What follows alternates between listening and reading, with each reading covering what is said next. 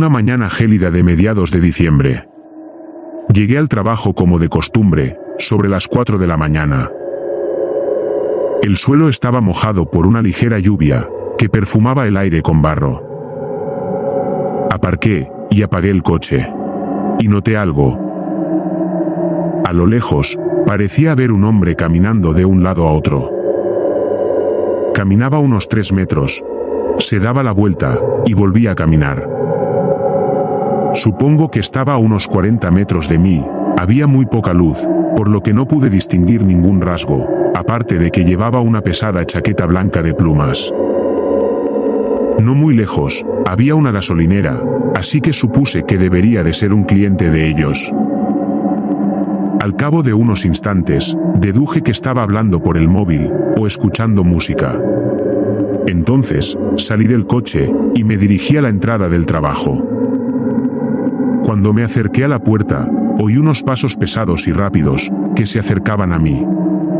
Me giré para mirar, y era la misma persona que había visto paseando. Debí haberle asustado, porque se detuvo bruscamente.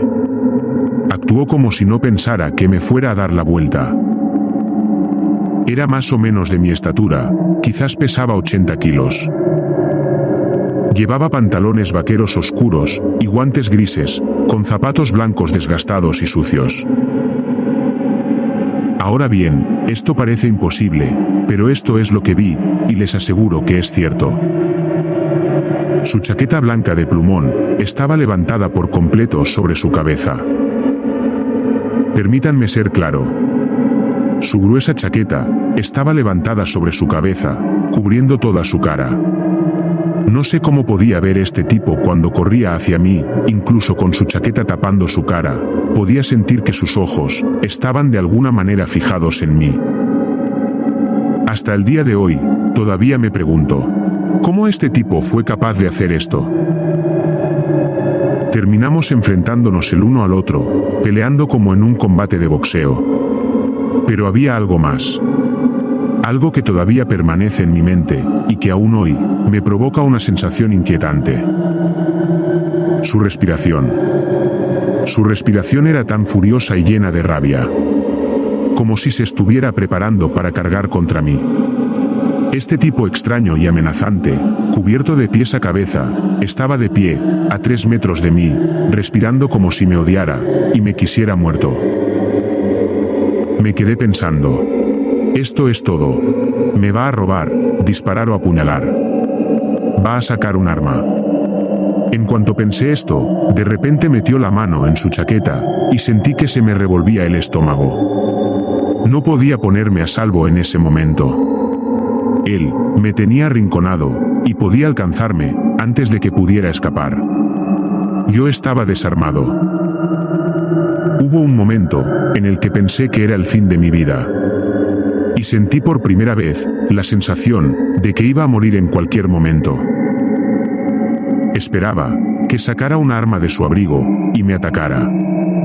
Pero en lugar de eso, habló en voz baja a través de su chaqueta. Él dijo, ¿qué estás haciendo? La adrenalina me había congelado en el lugar. Pero respondí manteniéndome firme. Solo voy a trabajar. Él respondió rápidamente. Solo estoy comprobando eso. Y entonces, sacó las manos de los bolsillos, se dio la vuelta, y empezó a correr con la chaqueta todavía sobre la cabeza. Entré, y cerré la puerta rápidamente, sintiéndome aliviado. No sé qué fue de él. Y hasta el día de hoy, me pregunto, ¿cómo pudo ver con esa gruesa chaqueta sobre la cara? Y el sonido de su respiración furiosa, sigue siendo un recuerdo aterrador. Pensé en llamar a la policía. Sin embargo, cuando se me pasó el susto del incidente, pensé que el tipo no me había hecho nada. En realidad no me amenazó, ni mostró un arma, ni dijo algo intimidatorio, ni nada parecido. Claro que era inquietante, pero no cometió ningún delito, más allá de ser intimidante y sospechoso. Incluso, si llamaba a la policía, me imaginaba que el incidente sería de baja prioridad, y que el tipo, ya se habría ido para cuando la policía investigara. Dejé de pensar en el calvario y me dediqué a mi trabajo. Más tarde, ese mismo día, compartí la historia con algunos de mis compañeros de trabajo. Muchos creyeron que el tipo iba a robarme, pero luego cambió de opinión. Algunos pensaron que el tipo estaba drogado y actuaba de forma extraña. La grabación de la cámara de seguridad solo captó una pequeña parte del incidente debido a los puntos ciegos. No estoy seguro de qué pensar. Así que me gustaría preguntar al público: ¿qué creen que pretendía este tipo? Miedo. Era cerca de la medianoche. Me sentía agotado. Ya tenía todo listo para el día siguiente. Completé mi rutina de aseo personal. Verifiqué que todo estuviera cerrado correctamente. Mi esposa e hijos ya estaban en la cama. Me dispuse a descansar, por lo que apagué la única luz que tenía encendida. Me dirigí a la habitación, me acosté al lado de mi esposa, cerré los ojos un momento. Entonces tuve la necesidad de abrirlos de nuevo. Había una silueta que se dejaba ver por el pequeño haz de luz que se filtraba por la ventana. Me levanté de inmediato, esto para comprobar lo que había visto. Mi corazón se aceleró inmediatamente. No podía creer lo que había visto. Me limpié la vista solo para verificar que el closet estaba un poco abierto y sobresalía una prenda de vestir. Me dispuse a recostarme y a tranquilizarme. Cabe mencionar que dejé las cosas como estaban, ya que en verdad me sentía muy agotado y lo único que quería era dormir, como generalmente sucede. No supe en qué momento me quedé dormido. Me volví a despertar. Abrí nuevamente los ojos. Mi vista estaba totalmente dirigida hacia la puerta del closet. Volví a ver la silueta, pero esta vez con tranquilidad. Me dispuse a levantarme y cerrar la puerta. Esto para evitar imaginarme cosas extrañas. Pero ¿cuál fue mi sorpresa? No podía moverme. No podía dejar de ver la silueta. Empecé a rezar un Padre Nuestro. Aquella silueta se empezó a hacer más grande y sentía cómo mi cuerpo se oprimía con fuerza. Sentía que el corazón se me salía. Podía sentir los latidos desde los pies hasta la cabeza. Esto de lo fuerte que latía. Aquello no me soltaba. Pensé en mi esposa, en mis hijos. Entonces se me ocurrió invocar a San Miguel Arcángel. Sentí como si algo hubiera explotado y la onda expansiva hubiera golpeado mi cuerpo. Aquella sombra se había ido con esa misma expansión. Mi cuerpo se liberó inmediatamente y pude recobrar el aliento.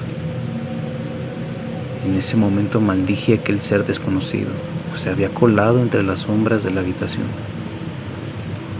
Después de eso agradecí a San Miguel Arcángel por haberme ayudado.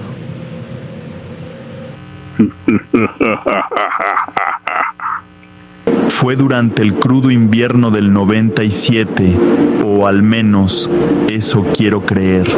Estaba destinado en Alaska, formando parte de la Guardia Nacional como infante en el 11 Bravo.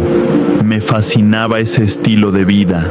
Tal vez algunos recuerden que, por ese entonces, se había formado una coalición entre todas las ramas del ejército para construir una carretera en una isla remota, Ed Island. En el verano anterior, los marines levantaron el campamento base.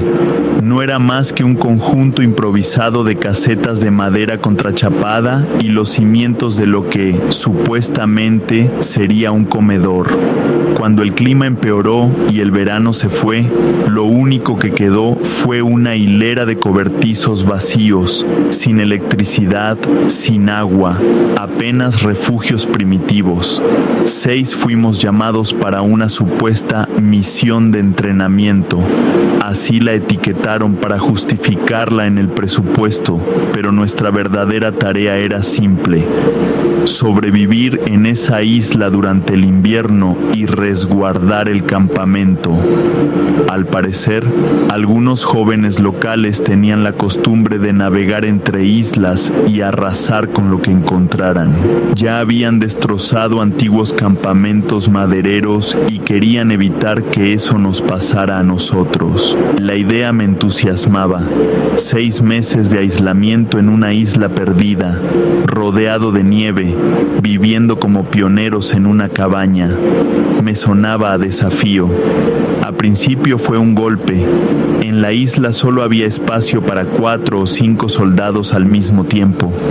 Nos rotábamos cada 2 o 3 semanas, dejando a 1 o 2 tomar un descanso temporal. Durante meses no hubo ni generadores decentes, ni gas, ni comodidades. Sobrevivimos comiendo raciones militares, los infames MRE, 3 veces al día, y el baño, el maldito baño. Estaba tan lejos que llegar hasta él se sentía como una misión suicida. Para colmo, los superiores consideraron el terreno sagrado, así que no podíamos ni orinar cerca de los barracones. En medio de ventiscas, tenías que marchar cientos de metros solo para cumplir una necesidad básica.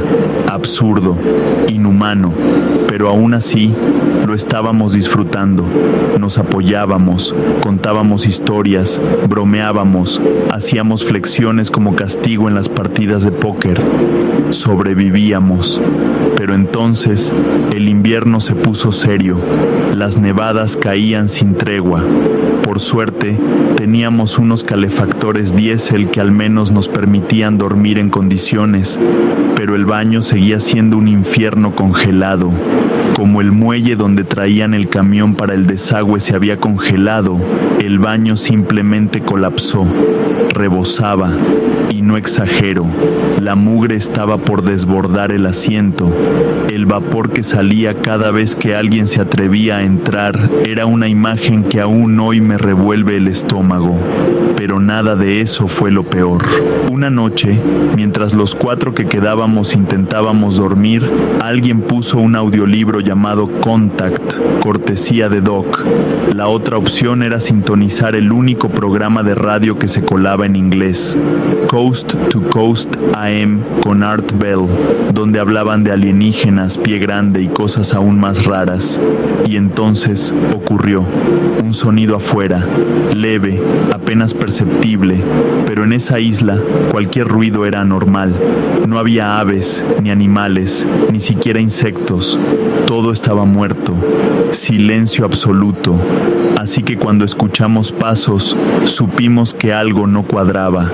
Lo primero que pensamos fue en los chicos locales haciendo de las suyas.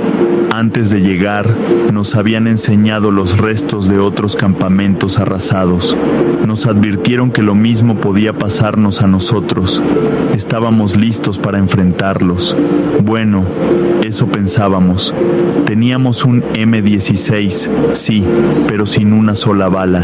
Porque claro, esto era solo un entrenamiento. Saltamos de las literas, discutiendo quién tendría que salir a investigar armados solo con un rifle inútil.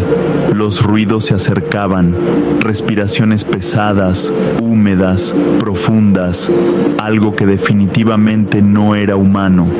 El soldado de menor rango, al que le tocaba salir, simplemente se negó. Nadie lo culpó. Nadie quería salir en medio de la noche a protagonizar una versión militar de Depredador en Alaska. Nos quedamos quietos, 10 minutos, quizás más, hasta que los resoplidos se fueron desvaneciendo, arrastrándose hacia la nada. Cuando por fin abrimos la puerta, lo que vimos nos dejó sin palabras. Huellas gigantescas, tan grandes como platos. Aquello que había dejado esas marcas era más grande que cualquier hombre, como un caballo o una mesa de comedor andante. Nos pusimos en alerta máxima. Si era una jauría de lobos, debíamos prepararnos. Repartimos linternas alrededor del perímetro, encendimos el generador para iluminar los edificios y prendimos fogatas en los tambores metálicos, los mismos que usábamos para guiarnos al baño en las tormentas. Y entonces los aullidos comenzaron. Al principio eran lejanos, luego cada vez más cerca. Uno de los chicos juró que estaban rodeándonos, moviéndose como si supieran lo que hacían, como si sus aullidos nos empujaran hacia donde querían, y casi lo logran. Te juro que casi nos quiebran. Cuando escuchas algo así, a 30 metros de distancia, entre los árboles, lo único que tu instinto quiere hacer es correr, pero resistimos. Sobrevivimos la noche, apenas. A la mañana siguiente, lo primero que hicimos fue lo que nunca habíamos hecho con tanta urgencia: pedir munición. No hubo preguntas, solo silencio al otro lado de la radio, seguido de una orden seca: mantengan posiciones, el cargamento va en camino. Tardaron 2 días. 2 días en los que no dormimos, no comimos bien y apenas hablábamos. Dormíamos por turnos, con los rifles en las manos, aunque siguieran descargados. Cada crujido entre los árboles nos erizaba la piel, pero los aullidos no volvieron, las pisadas tampoco, como si aquello supiera que ya habíamos dado la alarma. Cuando por fin llegó el helicóptero, no solo nos trajo munición, también venían con él 2 tipos de civil, trajeados, sin insignias. Se llevaron las grabaciones de la radio, las bitácoras, hasta las botas de uno de nosotros con una de las huellas congeladas en la suela. Nos hicieron firmar informes que parecían más guiones de ciencia ficción que documentos oficiales. Nos dijeron que lo visto podía atribuirse a alucinaciones colectivas por el aislamiento y que hablar sobre el tema podría traernos consecuencias administrativas. Nunca más regresamos a Ed Island. Un mes después, se canceló el proyecto de la carretera. Dijeron que el terreno era inestable, pero los que estuvimos allí sabemos que no fue por eso.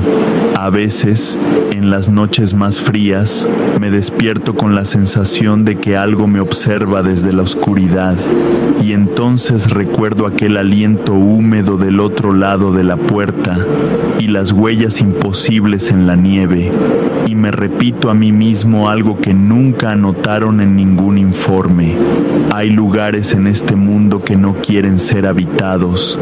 Ed Island es uno de ellos.